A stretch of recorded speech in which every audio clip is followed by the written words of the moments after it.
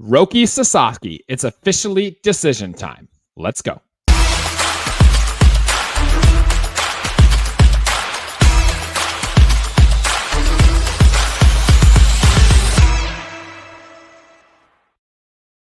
Good afternoon, everybody. It is Thursday, January 16th, and welcome to episode 229 of Buds and Blue Jays. It's your place for all things related to the Toronto Blue Jays. I'm Jesse Burrell, joined as always by Jesse Tricio, and today on the show, it's Roki Sasaki, and he has to make a decision this week, and according to multiple reports, our Toronto Blue Jays are still in the mix. Plus, we have a few comments made from newly acquired Jeff Hoffman regarding his shoulder, and then we're going to take a deeper look at the outfielders and our catchers on our roster, see what to expect from these players on the field going forward, Pete Alonso rumors, and so much more in this episode. But first, Jesse, what's up, my guy? How are you? How are you dealing through the coldness and the winter and the blues of January here in Southeast Ontario?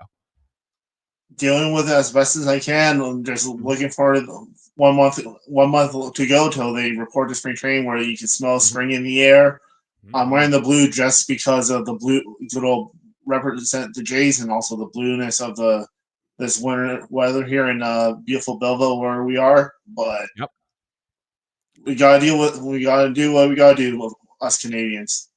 It's a cold, crisp, -8 degrees Celsius outside. The snow is piling down, but here inside on the computer, we are dreaming of Florida sun and Blue Jays baseball. And as you mentioned, we are getting very close. However, Jesse, the team on the field is going to look a little different than the team we currently have now, with one more big fish to fry still in free agency, Jesse, and that is Roki Sasaki, who the 2025 international free agent period has opened.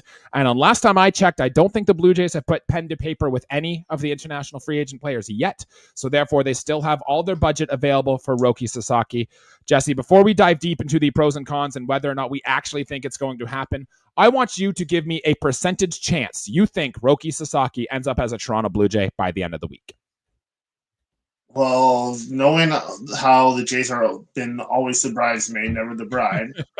Yeah. And there's three of us. There's three teams involved, and of course, two are the West Coast teams, which are the Dodgers and Padres. So it's like, and have two or quite a few Japanese stars on their rosters. I'm going to give us. I'll give us 20%. Okay. 20%. Go on. Why 20%? Just because of how many times us Jays fans and everyone can relate, how many times we've been hurt in the last year and a bit of superstars possibly coming here and being a finalist with the Dodgers or with the Padres or the Mets recently. I think I'm just prepared to get hurt again, and it is what it is. It's been a long last two off seasons for the Toronto Blue Jays, Jesse, and I think you are likely right. In fact, I'm going to put the odds at about 15% that Roki Sasaki ends up a Toronto Blue Jay. However, I'm going to lay out the case here of why he should pick Toronto instead of going to LA, instead of going to San Diego, and why he should come here. First of all, look, Roki Sasaki, no matter where he signs, which one of these three teams, he's not going to be making a ton of money. The most they can offer him is the max of their international bonus pool money, which is anywhere between the $5 to $6 million range, give or take a few dollars here or there. So making money isn't going to be his biggest thing. His camp has said he wants to go somewhere where they can maximize his potential, turn him into the best pitcher that Roki Sasaki can be. So when you think of these three teams, the Dodgers, the Blue Jays, and the Padres, well, you kind of might lean towards the other two teams there in pitching development. However, I will make the case how the Blue Jays have not been good at developing pitchers. We have been very, very good at maintaining the success of our pitchers and getting the maximum out of some guys we've either traded for or signed. Like Jesse, you might remember the Blue Jays turned Robbie Ray into a Cy Young Award winner. We got our best seasons out of Steven Matz, out of Ross Stripling. We have maintained the success of a guy like Kevin Gausman, of a guy like Jose Barrios, have been able to maintain consistency. And Alek Manoah aside, these guys have been able to stay healthy and on the field and also throw a lot of innings, which are all things I think Roki Sasaki's camp might be interested in. That could happen more here in Toronto than instead of the other two towns like San Diego and Los Angeles. Oh, I totally agree. Like, if you look at even the rotations and what I've seen of El Sasaki, like you said, he wants to make an impact and be that star. If he goes to the Dodgers, he's probably their number 7 starter. If he goes to the if he goes to the if he goes to the Padres, again, he'd probably be a 3 or a 4 in that rotation. So like if you look at it, like the Dodgers, you have Snell, you have Glasnow, you have Otani, you have Yamamoto. It's like, where are you going to, like, Sasaki's going to be your back end. You still have Tony Gosselin, Dustin May, who's coming back from Tommy John. Mm-hmm. You have a bunch of a lot of guys. Good pitch. They have cornucopia of pitchers there. Then in the San Diego, you have Michael King, you have Dylan Cease for now, and who are 2 free agents next year. Darvish is still there, yeah. Exactly. Like, so again, their rotation is a lot deeper than, say, the Jays, where if he comes here, I feel like you could pencil him in as either number 1 right away, or number 2. Like, he is a top end. He'll be a top of the rotation arm, not a back end, like where he will succeed in all that. So I feel like I agree. My hopes of them coming here are not that high. But if he does, the bet will reap the reward of what he can do. All right, I like that point too. A lot of people in like national media are saying, well, if you had the choice to join one of these 3 teams, like the Dodgers are likely going to be World Series favorites again next year, and the San Diego Padres are definitely on paper a better team than the Toronto Blue Jays currently are. I get all that. But Sasaki is 23 years old, has a long way to go. You know, like I know it's unlikely to think this right now, but there is a chance that maybe the Toronto Blue Jays can be better in the future with Sasaki putting up A-slice numbers for this team. I get that. And one more case I want to throw out about maybe why Sasaki should choose the Blue Jays is if he's not making a ton of money for his baseball playing skills on the field, and he wants like the endorsement deals and stuff that will come along with being a high level major league player. Like you mentioned in LA, like he'd be the 3rd highest Japanese player on that team behind Otani, behind Yamamoto, right? The the Padres have Yu Darvish, who's pretty well in there, and Ha-Seong Kim. I know he's Korean, not Japanese. It's a different story. But if he does return there's that angle as well. In Toronto, he will have a large market. Toronto is one of the most international multicultural cities in North America. So we'd have that. And not only could he be like king of Canada, he could be king of Japan. He'll also get the U.S. market a little bit there as well. Like there is a ton of sponsorship ideas out there. And remember, just last offseason, the Blue Jays did all this work on Shohei Ohtani and how they would market him and how they would get the most media deals from him. They can likely do the same thing with Roki Sasaki and put it all out there and get him in there. There are a lot more reasons than the general media is putting out there of why Sasaki should choose the Toronto Blue Jays. And I think at the end of the day, he is giving this a very serious consideration than just joining one of the Dodgers, the Padres. No, exactly. Like you said, and also look at all the in California too, all the endorsement stuff that's out there. Mm-hmm. But there's also for a lot of stars that are out there. Like you have LeBron James out there. You have all the NBA stars that are there. You have Major League Soccer, though. You have all the NFL stars. They have all those endorsements out there. Right. If you come to Canada, you have a whole country. You have your Japanese market too. You also have literally one of the biggest wireless networks as your team's owner, where mm-hmm. you are that you can literally make, like, they can use you to market their products, which would be huge for them. Absolutely, and nothing but money in terms of Roki Sasaki's pocket if that is something he is truly interested in. Jesse, I like that call a lot too. And let's not forget, Yusei Kikuchi pitched here for a long time, loved the city of Toronto. All reports say Munenori Kawasaki loved the city of Toronto. We have Gosuke Kato in our front office now, who maybe this is correlated, maybe not, I don't know, but could be a good reason he goes here. And I think I saw somewhere that the Blue Jays also had one of Roki Sasaki's old coaches now in their front office. I could be wrong on that. Don't hold me to that, but I'm pretty sure I saw that in there somewhere as well. And the Blue Jays have been on this guy for a long, long, long time. Roki Sasaki and company are not going to forget that. So just leave that all in mind as we get closer to a decision point from Roki Sasaki this week. No, definitely. And like, again, too, like, speaking about like even money coming into for the organization as well, possibly revenue for Sasaki if he joins here. The amount of Japanese fans that come to like the Jays games when like Otani and all those Japanese stars come in is crazy. Like I've been in a couple like I've gone to an Angels game when Otani was on the Angels to see him play. Like it was insane. Even like when Kikuchi was pitching for the Jays, like there was a section from like a lyric called Kikuchi's Corner, like literally of like fans like celebrating. It's like this is in like Japanese players like are beloved when they come to Canada and Toronto too, just because of like how like diverse we are, and it's great. And also one of the best Japanese restaurants in North America is in Toronto, but it's a little bonus there too. Yeah, maybe he can get at that restaurant that apparently Kikuchi had a private reservation for. Wink, wink, nudge, nudge. On the Otani playing day, who knows? I think it's all systems go. Roki, you heard it from us. You will love Toronto. Come pitch for us. We will make sure that you have, as much as is in our power, I suppose, a great time here with Toronto and with the Toronto Blue Jays. You will not regret making that decision if you come pitch for us. Jesse, any last thoughts on Sasaki before we move on to other stuff here? If he joins here, you can pencil my name in and gain one of his jerseys, and probably yourself to go to your jersey wall that you've started.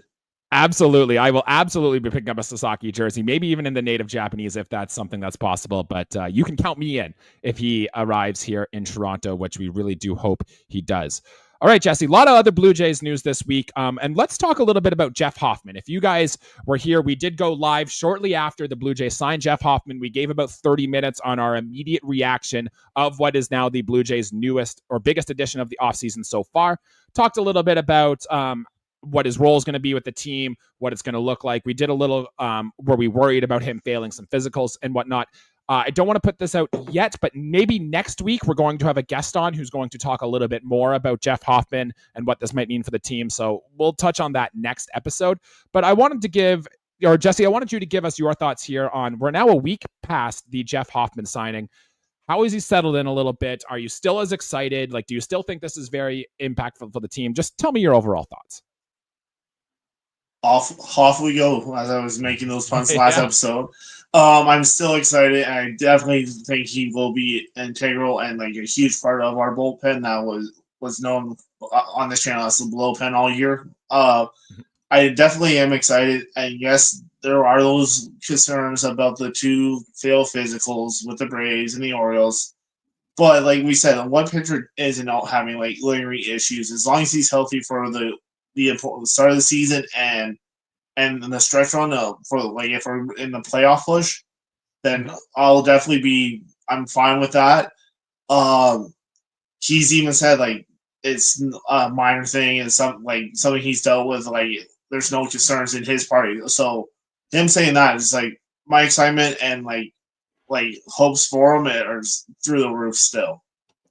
Yeah, I wanted to bring up that exact same point. Hazel May was asked about the injury with Jeff Hoffman and why he failed some of these physicals. And Jeff said even himself, he was pretty surprised to see that. He says he feels perfectly fine. He is not concerned whatsoever. So the fact that he is not concerned, I'm not concerned about it. And think about this too, like the Baltimore Orioles kind of have a history of failing guys on these physicals before. Like, I know it was a different era, but I remember like Grant Balfour had a deal with them that they walked out on. Yovani Gallardo had another deal they backed out on. Atlanta was giving him more money and a 5-year deal, but they wanted him exclusively as a starter. So we talked about, if the Jays are just using them as a reliever, then it's not too bad. And also too, like, the Jays kind of have to take more risks here because we need to get to a higher ceiling. So we are willing, I think, to take more of a chance on a guy whose medicals might not be spot on or perfect just because we need that impact even more. Look, we saw Kirby Yates in 2021. He had arm issues. He got into 2 games in spring training before needing Tommy John surgery. Like, yes, that happened. But for every player like that, like I remember Masahiro Tanaka apparently had a busted elbow for years. And he kept pitching through it and going through it and was still productive for a long time for the Yankees. So there can be a success story here. The only note I want to say with Jeff Hoffman is that if his shoulder does start to bark at him at any point, whether it's in the spring or at any point during the season, you want to shut that down early, give him the rest and recovery he needs, because the last thing you want is what happened with like Jordan Romano last year, where he was feeling it at the end of the 2023 season, comes into 2024, can only pitch you 13 innings and is done for the season. That cannot happen with the Toronto Blue Jays this year. So as long as they maintain that, I think it's all systems go off to the races, as you say, for Jeff Hoffman in 2025. No, exactly. And again, too, like, if he starts barking early in spring, shut him down, let him take the time and not rush him, kind of like how realistically we rushed Gausman last year with his shoulder issue, like, who looked good in his one like spring training start, but like you could see all year there it wasn't typical Gausman stuff. So like just let him get the recovery. If it means he's out till the All-Star break, it sucks. But at least we'll get him healthy for the second half and the stretch run. And also, then again, too, we have 2 more years with him, too. So it's like, I'd rather be early in the contract than the final year, kind of like what happened with Ryu when we had him. Right. And I do want to mention, too, in regards of Kevin Gausman, like, yes, he made 32 starts last season. And I know I've mentioned this before, but I don't think that shoulder was ever really fully healthy. He got better down the stretch toward the second half of last year, and his velocity started coming up a little bit. And he lowered his arm angle last year, which is usually something you see in a guy who is fighting shoulder concerns. Watch for that this spring. I do think a bounce back is coming for Kevin Gausman, but we will touch on that a little later. All right, Jesse, 16 minutes into this episode, there are some very big Blue Jays rumors going around on the internet right now, and I think we should touch on them now. But the New York Mets just signed Jesse Winker to a deal here, and therefore it has been known that they are fully expecting Pete Alonso to sign somewhere else, which, hey, that means good business for our Toronto Blue Jays. I have a lot of thoughts here on the polar bear coming north to Canada, if that were to be the case. Plus, there's some Vladimir Guerrero trade stuff maybe we should get into here as well. But Jesse, I just want to hear what your thoughts are on maybe we should make the polar bear come north and join the Toronto Blue Jays. Well, his name just is suited for being up north with us. Like, I've been saying, like, since the beginning, like, yes, I kind of thought we wouldn't sign him just because it is the Jays and all the rumors with Soto. I didn't think we could afford him if we got Soto. But now that we don't have Soto, I've been really leaning towards it. You can even vouch for me because I've been texting you this since like after we lost Soto, and I've been a fan of Pete Alonso since his rookie year, obviously because he was unreal. But there was a guy named Aaron Judge who made his rookie season a little bit better. Right. But like Alonso, big power bat. If we do keep Vladdy, there's even bigger protection instead of like Santander would be great, but like Alonso is just a step above Santander. But then again, with all those rumors with Vladdy right now, it is an insurance policy, kind of like I was thinking of the Jays traded for Josh Naylor. There's your insurance policy if, say, Vladdy goes and you can extend him long term. But like, yeah, I would love Alonso and bring the Paul Brewer to his natural environment in the Great White North.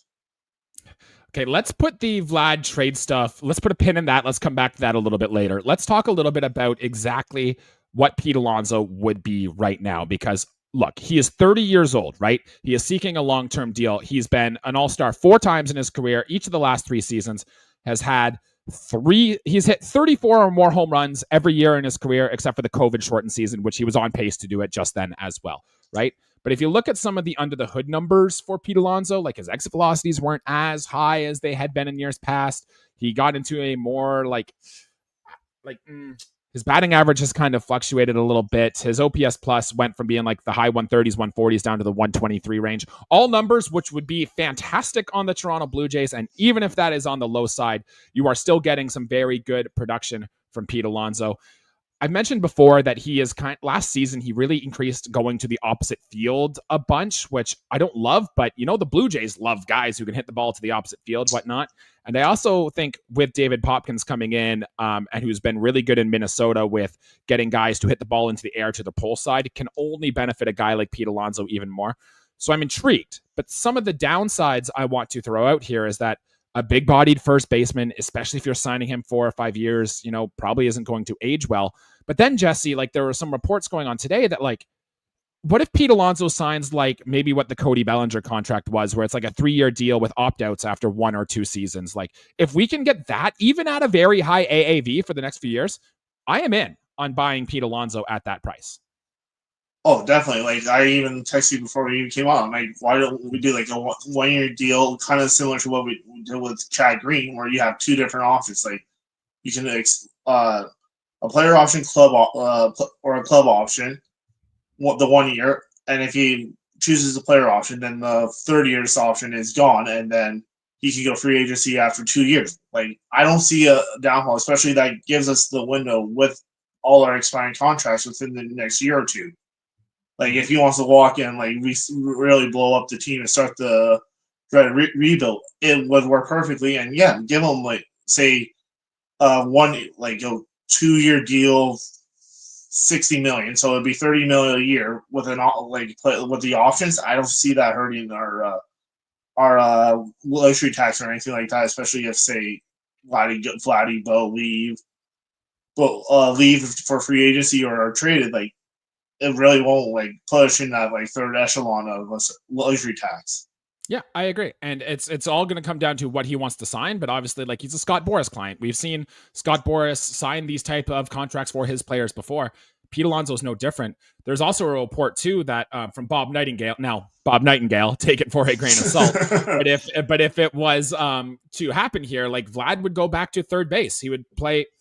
Probably not a lot, but he'd play enough at third base that you could fit them both in there. And then also maybe have room for one of your intriguing infield guys, or maybe a Santander if we still go that route. And then all of a sudden, if you look at the Toronto Blue Jays team, who already is projected to be in the top half of baseball on WRC Plus, take another step forward next year. And then all of a sudden, that's kind of your recipe for how this Blue Jays team can be a top 10 offense in Major League Baseball again. I'm kind of talking myself into this, Jesse. I think I like it. Oh, definitely. And like, just think about this. Like, think about a line of construction right here. Obviously, we know it's going to be Springer first, even leading off, even though we don't want it. But then you get Bo at. I think of someone else. Go ahead. Yeah, but then you put Bo at 2, Vladdy 3, Alonso 4, Santander 5. And that's a pretty dangerous. That's a little bit scary. It almost reminds me of 2015 when it was Donaldson, Batista, Edwin, and shockingly Colabella, who was one of the best hitters that year.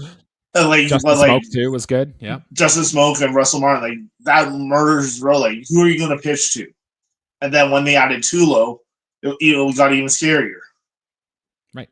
And then that leaves the option too. Like, Ernie Clement was a good hitter. Like, Alejandro Kirk can be a league average hitter. But what if then you now get a breakout? Say Joey Loperfido breaks out. Say Davis Schneider finds his groove again. Say Addison Barger can tap into that power that we got. All of a sudden, your lineup is deep. And like I said, it's a recipe to have a good offense. And that's if like Andre Jimenez doesn't even bounce back. Like, if it's just a league average guy who we know has upside for more, like, yeah, there is a piece here on how the Blue Jays. And even like if Varsho figures it out coming back from his injury too, like in midway through the season, like, yeah, like so, that Ross, you don't have to have Kirk, who is Mr. Double Play, hitting 4. Mm-hmm. There is a Mr. Double Play. I like that. There is a very real path here for how the Blue Jays offense can get together, and we will see. We'll keep tabs on this, but I do hope Ross Atkins and company are at least exploring this Pete Alonso market, because the fit would just be incredible, especially after trading Spencer Horwitz out of this team. So I really, really like that. Do you have one more thought on Pete Alonso before we touch on Vlad a little here?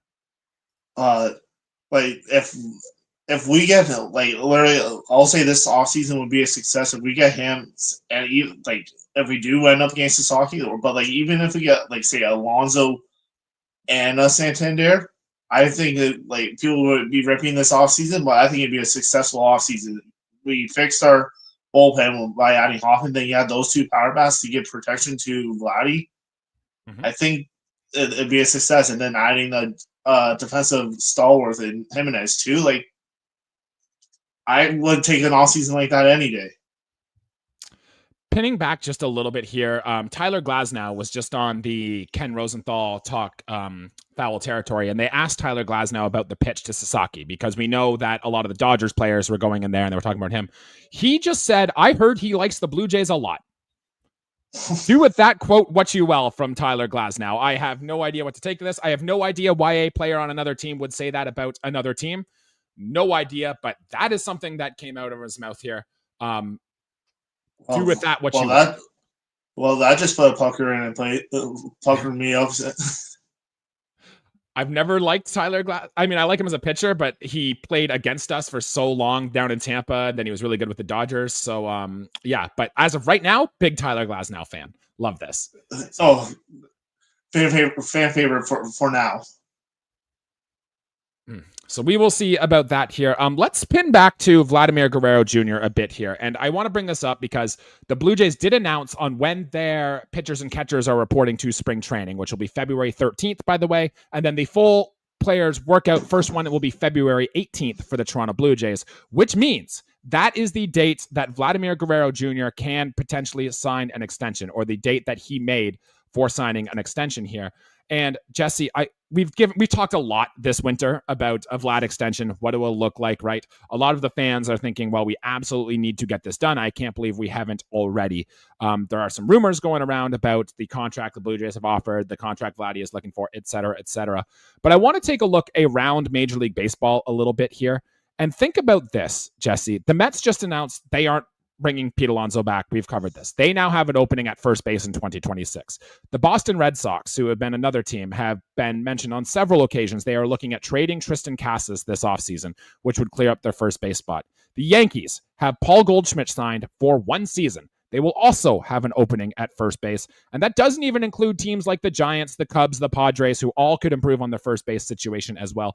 There will be a lot of teams lining up for Vladimir Guerrero Jr. if he were to make free agency in 2026. So let's discuss it here. Contract, trade, or let ride through the end of the season for Vladimir Guerrero Jr. in 2025. If the contract, I'll hit on all three for it.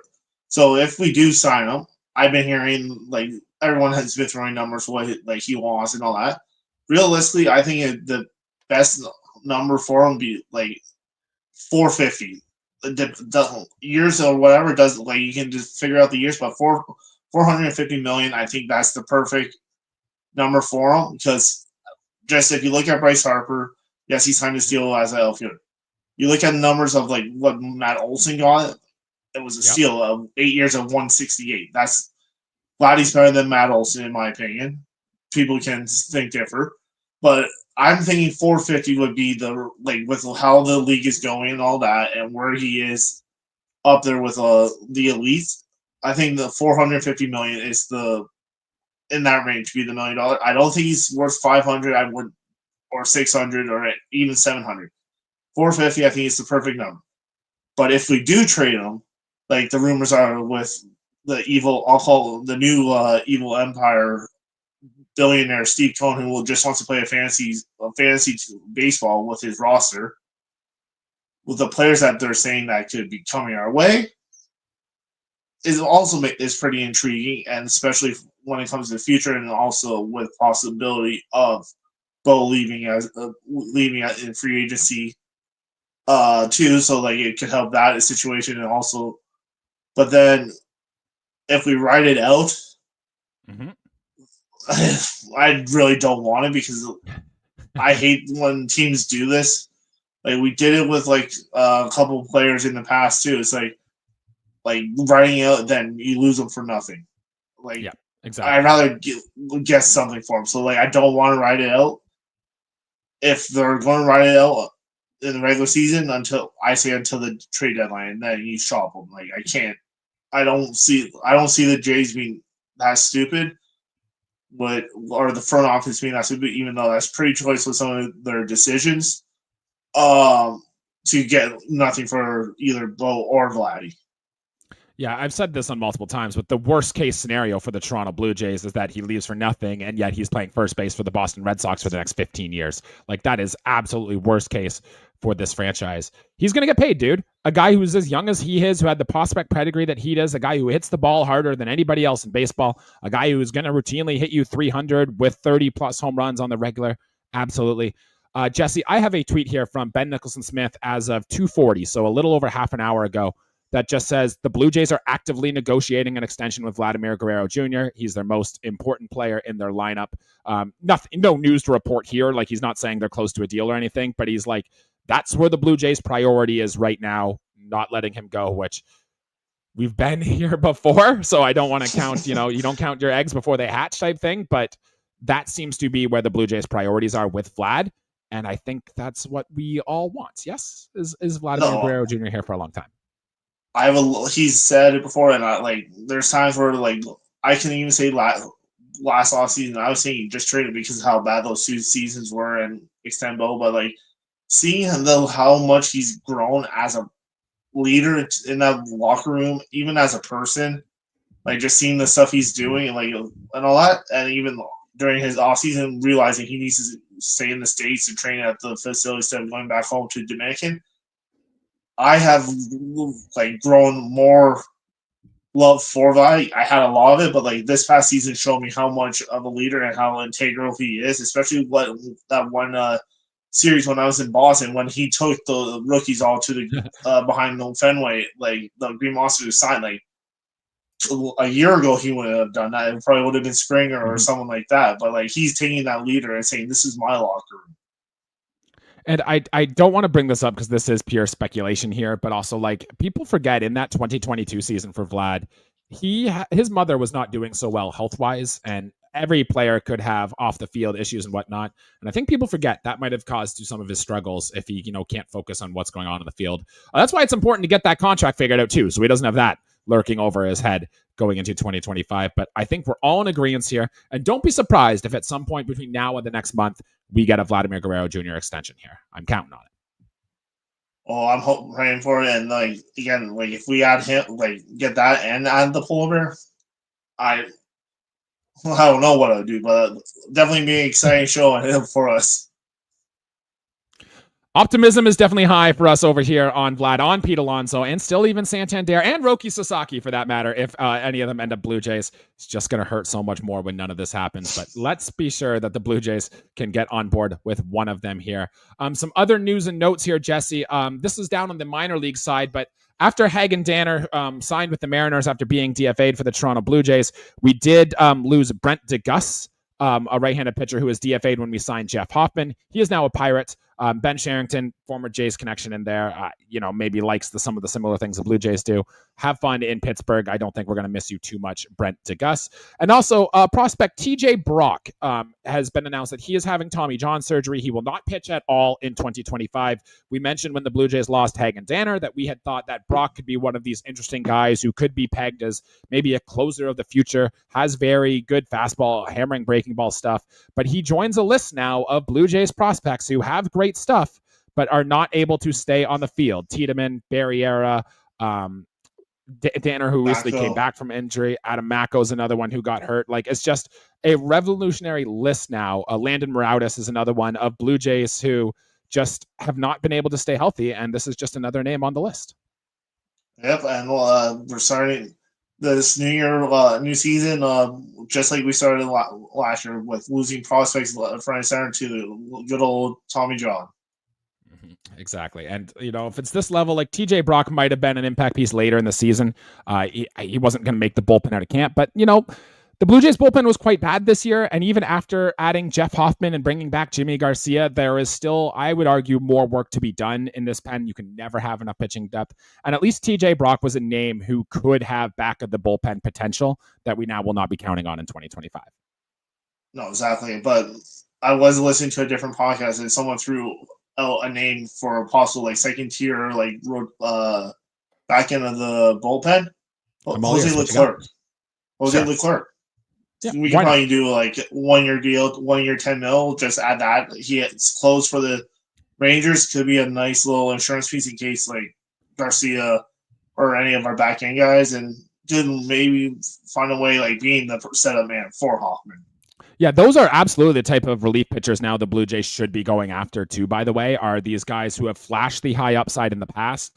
Bullpen performance is so volatile. I'm actually writing a piece on the Blue Jays bullpen. It should be up within the next few days here about all of that. And these guys who have that upside, who show they can put it together for 30, 40 innings at a time, are absolutely the type of guys you should be looking to get, because if they aren't good, you just cut them. No such thing as a bad 1-year deal. Eat the money and move on and give the playing opportunity for somebody else. I like that call, Jesse.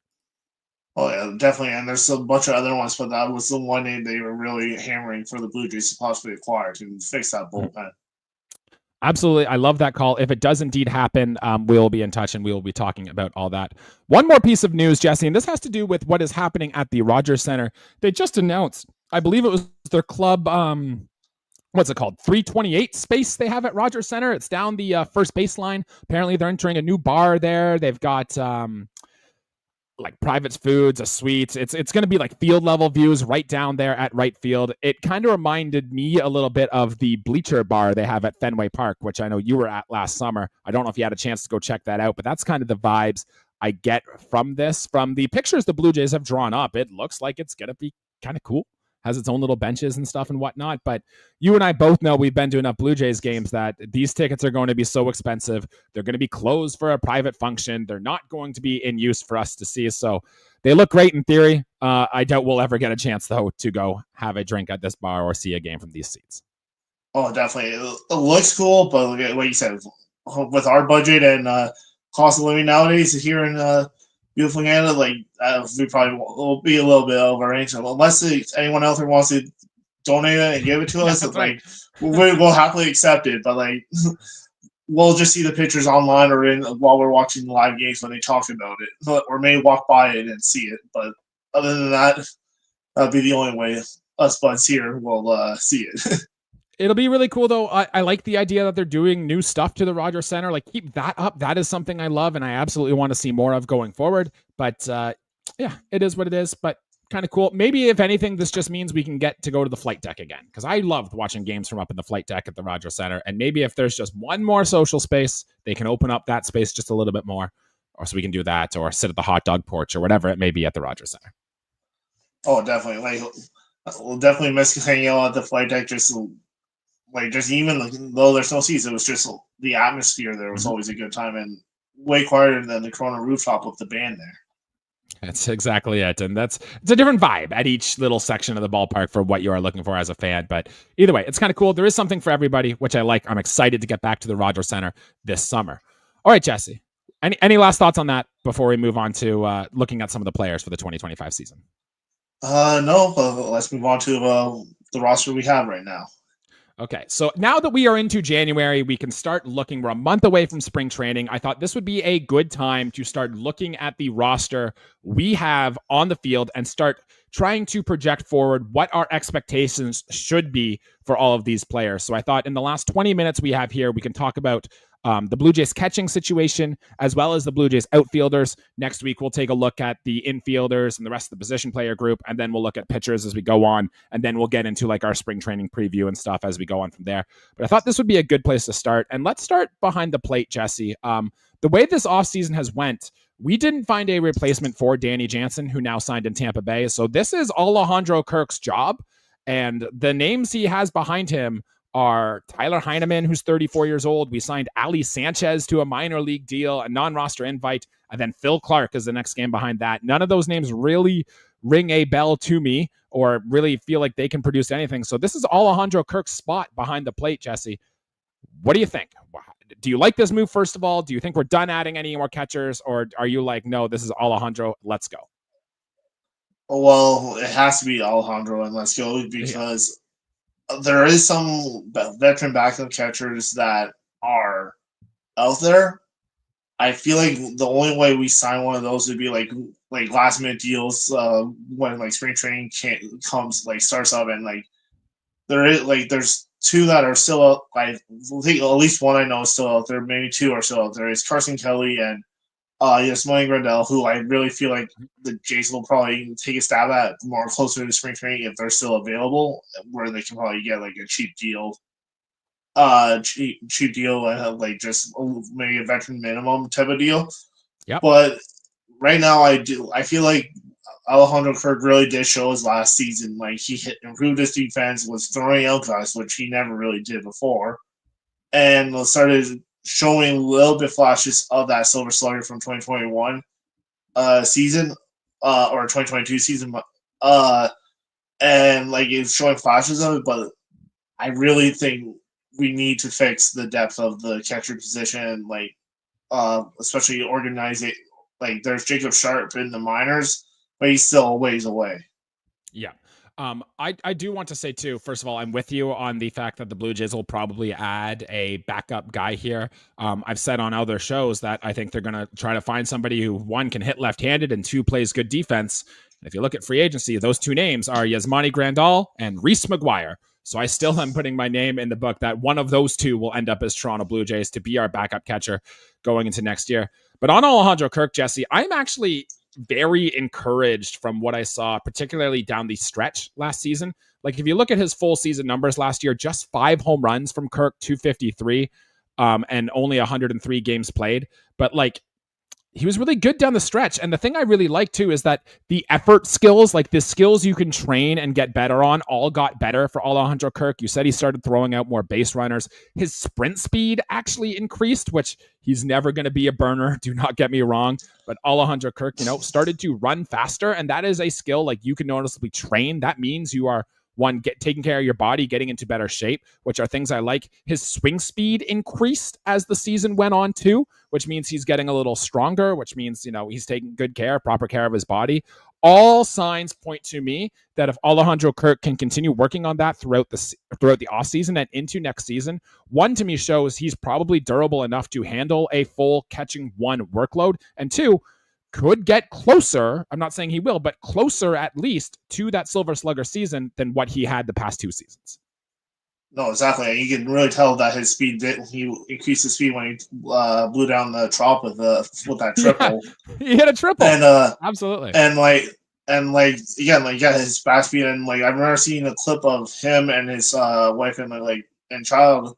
I think they were at Disney, and he literally looked a lot leaner than other seasons, and like during even the beginning of last year, like he looked a lot smaller. So maybe he's learned the nutrition and figured out his body, and also, if I'm correct, I think he's like only like mid 20s, early to mid 20s. So like at that age, your body is like starting to mature into that too. So that could possibly be helping him too. Projections have the Steamer projections have Alejandro Kirk to hit 271, 11 home runs, a 120 WRC plus, which would be his highest in years, and to be a 4-win player behind the plate. I think if we get that for Alejandro Kirk, we will take that every single day of the week. I take that in a heartbeat. Take that in a heartbeat. It's hard to tell batting order because we do not think the Blue Jays are done adding to this lineup. But where is Alejandro Kirk hitting in your lineup? If in a perfect world, I would have him hitting either 6th or 7th. Yes, I would agree with that. Probably above or behind Andres Jimenez. Again, depending on like what the additions and all that, I would say right. I would have him ahead of Jimenez, just so like if you just avoid the double plays. Makes sense. But some speed and the lefty righty thing will matter a lot too with Alejandro Kirk. So I'm with you. We are feeling genuinely optimistic about Alejandro Kirk. Say for whatever reason he does get hurt, or he's not with the team for any extended reason. Are you cool with riding with like Tyler Heineman, Ali Sanchez, Phil Clark, or is it got to be one of these free agent guys or bust? It needs to be a free agent or bust. I do love the Magician is a great like vibes guy in the locker room and all that, but he's not the type of player to like lean on to help like your team succeed. You need that more potent bat, I would say. Okay, I'm with you on that too, because I don't want to see Ali Sanchez get into any more than like 15 games for the Blue Jays this year. So if that's happened, something has gone wrong, which we really hope is not the case. All right, Jesse, let's talk a little bit about outfielders here, and we got about 15 minutes and a lot more players to get through here. So we'll kind of rapid fire through this a little bit. But the first one we've got to talk about is George Springer in right field, who I have a feeling we're not going to be as optimistic on as we were with Alejandro Kirk. 2024, down year for George Springer, hit 220, 19 home runs, a low 647 OPS. And we saw like a major drop in things like his hard hit rate went to a career low. The xWOBA, the expected batting average all fell to a career low. The base running was still good, so I want to give George Springer some credit for that. But we even saw a lot of the defensive numbers, even with a shift to right field, take a drop as well for George Springer. It's tough to see a guy who's in his mid-30s now who honestly, like, he lost more hair over the course of last season than I think I've seen people lose over the course of a year. So it does feel like the aging sign is kicking up for George Springer. And he was second on the team in at-bats last year, something that simply cannot happen. But I want to hear what your thoughts are. What are your expectations for George Springer going into the 2025 season? They can't get my expectations can't really be any lower than what we saw last year. If he found the fountain of youth and brings back like 2021, 2022 George Springer, where he was like the start, like fire starter, like for the offense and all that, that'd be great. The only positive, like he stayed healthy the last 2 years. Compared to when he was playing center full time with the Jays, like that's a positive that he was able to play in more games and all that. But he needs to find the fountain of youth and bring back that bat speed that made him the reason why we paid so much money for these 6 years of his service. Yeah, look, the Blue Jays have said a handful of times that they were quite optimistic. They have some stats and some metrics that say George Springer is due for a bounce back. I would love to see what those are because I do not believe it one bit. Even if you look at the course of his season last year, Jesse, like it was, George Springer got really hot for about 2 weeks in July, and which really carried his numbers to a weight. And even if you take that out, he was much worse than the 674 OPS that he had over the course of the season. It's hard to believe that a guy in his mid-30s whose ground ball rate rose, who a lot of the quality of contact numbers went down. It's just so hard to see a bounce back from George Springer. Now, look, did hit 19 home runs on the season last year, which I believe was second on the team, maybe third. So even if he hits you 15 and he's getting, he's hitting seventh for you, and he's a good guy from all accounts, you can do something. But I think if you are thinking that George Springer is a high impact player again, you are mistaken going into 2025. Oh, 100%. He's definitely a little more there, like for the locker room and like the bet, like and controlling the music. Like I've heard on different podcasts that he's the aux guy in the locker room. Like he's more than that now than being the George Springer of like the days with the Astros in the first few years with us. Mm-hmm. I do want to say Davey Andrews over at jcenter.com, which you should absolutely be checking out their content, wrote a case about what if George Springer isn't cooked, and like what does that look like for the Toronto Blue Jays? And I suggest everyone to give it a read. There are some things in there that say, hey, this could go a long way for a bounce back. Yeah, the case for an uncooked George Springer. We can link to it in our bio if you do want to give it a read, but it would be interesting, and there are some positive cases to be made for George Springer. Projections, Jesse, have him for a 110 WRC plus, 23 home runs, and a 244 average. All of those numbers would be as high as since 2022. Does he hit them? I feel like he's not a 20 home run hitter anymore, especially with his fast speed decreasing and all that. I'm thinking maybe 15 homers, and that's even pretty high right now.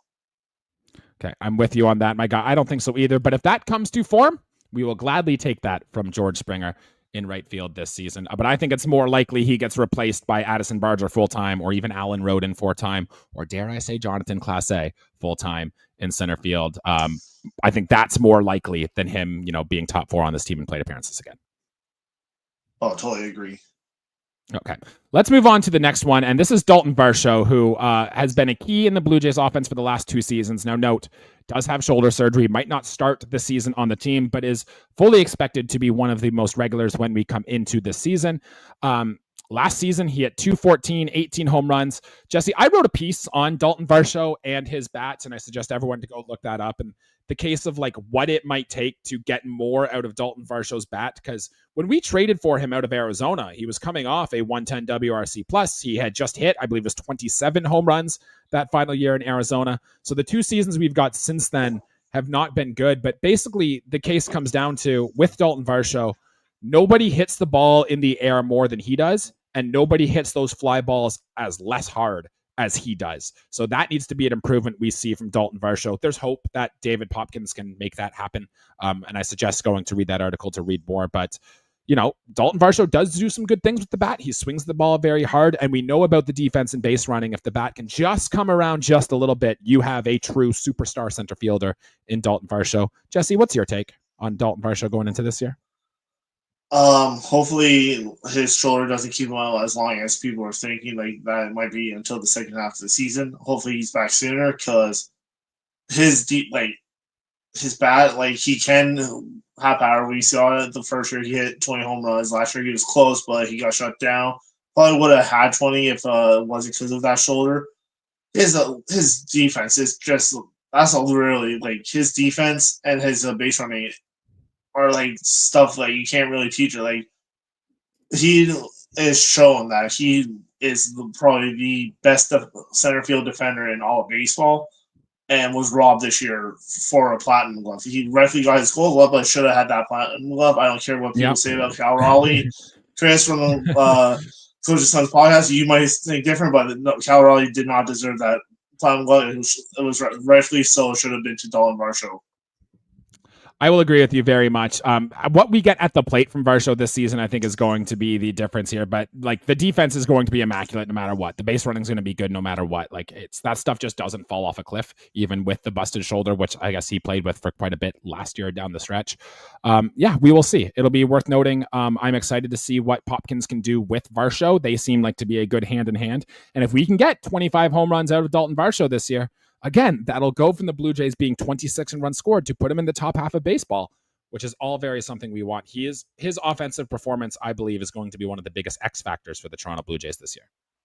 Oh, definitely. And like if he figures it out, like what with the bat and all, he really can turn into the quote unquote 5-tool player. Like he'll have everything.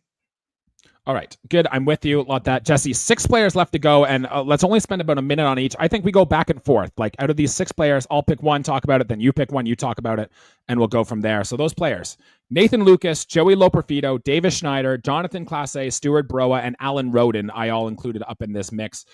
We'll just alternate, go through one and the other. I want to start with Nathan Lucas, who might be the forgotten guy here out of these players, but people will remember that John Schneider had him batting leadoff down the stretch last year. He's 30 years old, and the whole conversation with Nathan Lucas when he was playing in September was all like, well, this guy's playing for 29 other teams. He might not have a fit with the Toronto Blue Jays next year. I disagree, dude. Like, since he joined the Toronto Blue Jays organization, all this guy has done is hit. He's had WRC pluses of 130 or better every year in Buffalo. His brief time in the majors last year, he hit over 300, had a home run. Like I said, John Schneider had him hitting leadoff down the stretch last year. I think Nathan Lucas can, even if he is just a league average hitter at this point, hitting from the left side and spraying the ball around with his contact skills, could be a very impact piece right now that not many people, even in Blue Jays world, are talking about right now. And I wanted to throw some love to Nathan Lucas. Oh, definitely. Like he definitely has shown like he is an MLB player. Just has never got the real run, and like I feel like he would have been on the roster way earlier if he didn't tear that ligament in his thumb. Yeah, and he's fully healthy from that too. So I do think there is potential he could be an impact player here. But Jesse, pick your player: Loperfido, Schneider, Clase, Baroa, or Roden. Who do you want to bring up? I'll talk about John Clase, the major piece he got back in the Jimmy Garcia trade, and as people have watched it, I've been so high on this guy. Like, you can put me on top of Mount Everest. How much I've been praising him. I feel like he will break camp as our opening day center fielder.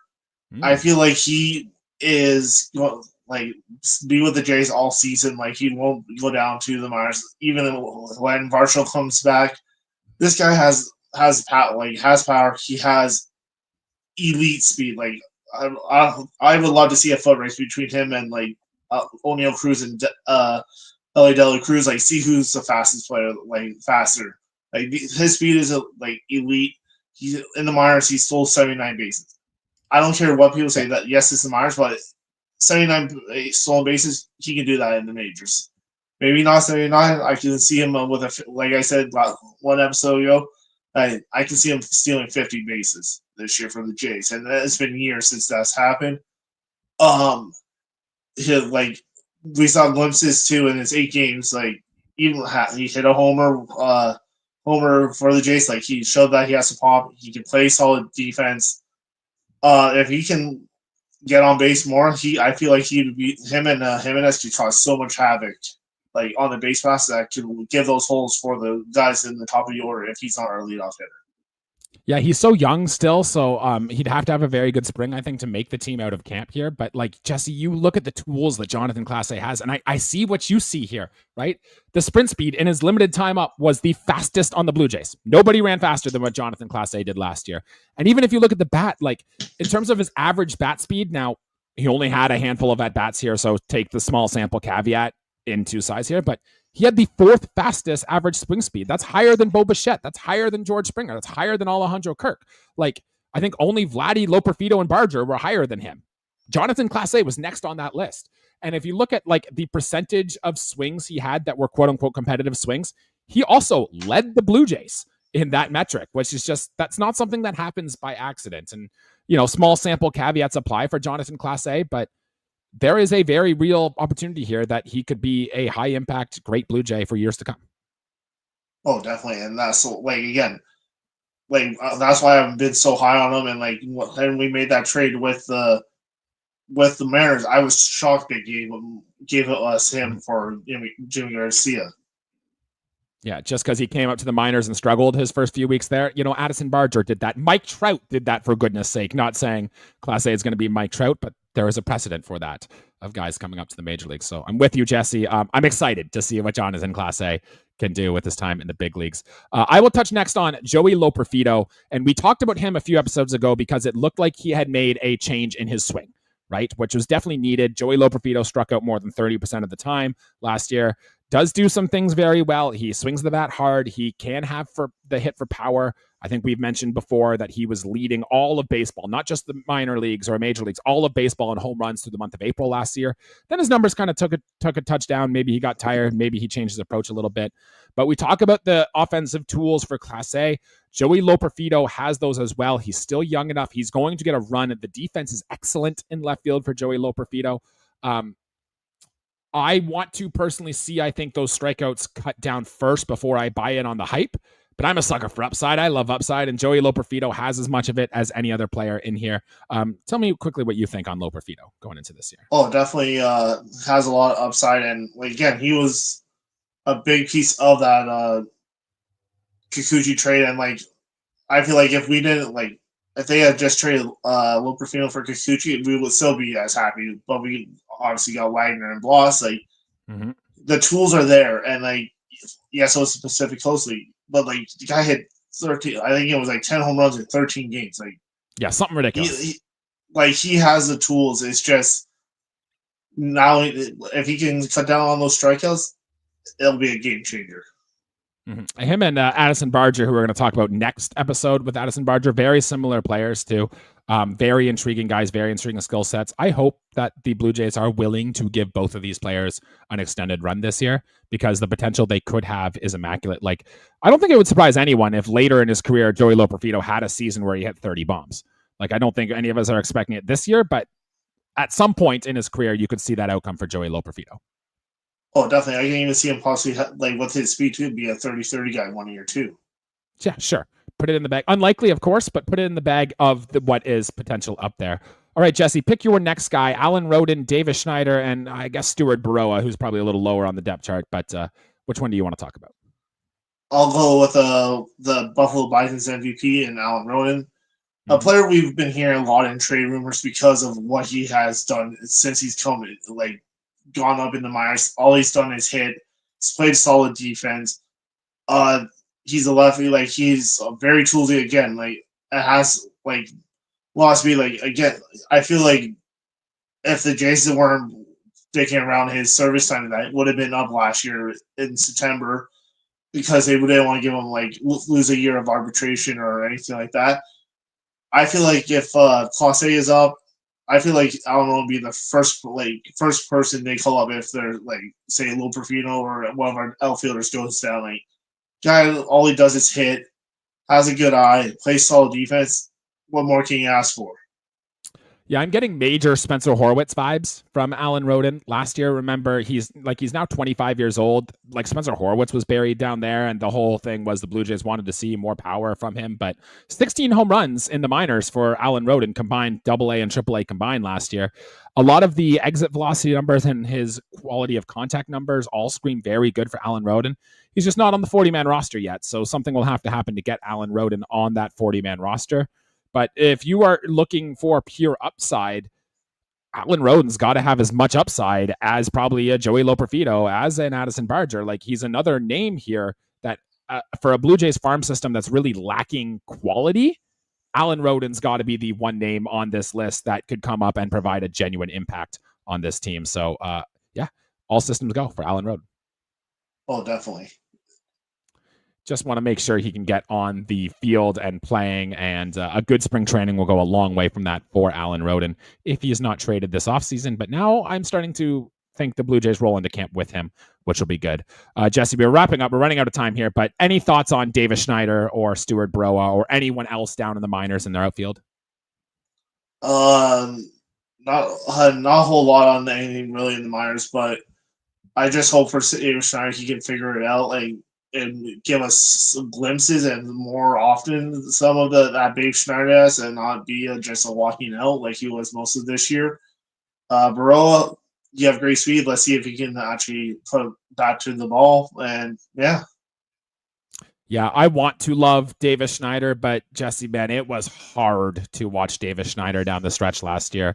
Very tough. And aside from his like big stretch where when he came up and against Boston and his home run hit against Hader, he really hasn't done a lot. He's going to need to make some adjustments, and that is something I'm going to be watching for throughout spring and early in the season for Davis Schneider, because I love the guy, right? I want to root for the guy. I want him to do well, but the baseball player we saw last year for the extended period we saw from him seems tough, and we want to see something a little better from Davis Schneider. I'm with you on that. Anything else, Jesse, in terms of the outfield? Maybe, do you have a favorite prospect in the system that you want to keep an eye on that plays outfield?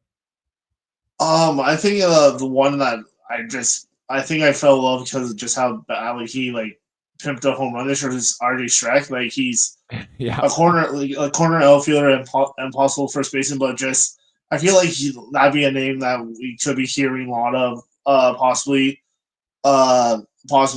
coming up into possibly Buffalo by the end of this year, maybe even make an appearance if depending on how badly our depth is gone bad in the outfield. Hopefully not, but he could possibly make turn heads this year, I feel like. A name to watch in the minor league system. I am keeping my tabs on Desan Brown, who got up to New Hampshire last year. Power speed guy, a Canadian, I believe, as well, if he got in there. 23 years old. This is the year, if he's going to make a prospect bump, that this can do it. The former third-round pick might be able to make a jump this season for the Toronto Blue Jays. All right, that is going to do it for our episode here today. Thank you, everybody, for tuning in. We hope by the end of this week we can have a Roki Sasaki episode, a Pete Alonso episode, an Anthony Santander episode, a Vladimir Guerrero Jr. extension episode. A lot of stuff to come between now and the opening of spring training, which is a little under a month away. Jesse, anything else you want to throw out here before we get out of here? Hopefully we get to see you guys more often than not with all these episodes that could be coming your way. But if not, stay tuned until next weekend. Always, thanks for watching us. And we are hoping to have a special guest on next week. Stay tuned for that. We will announce that as we get a little closer. But for Jesse Tricio, I'm Jesse Burrell. Thank you all for listening and posting along with us. And once again, let's go Blue Jays. Thanks, guys.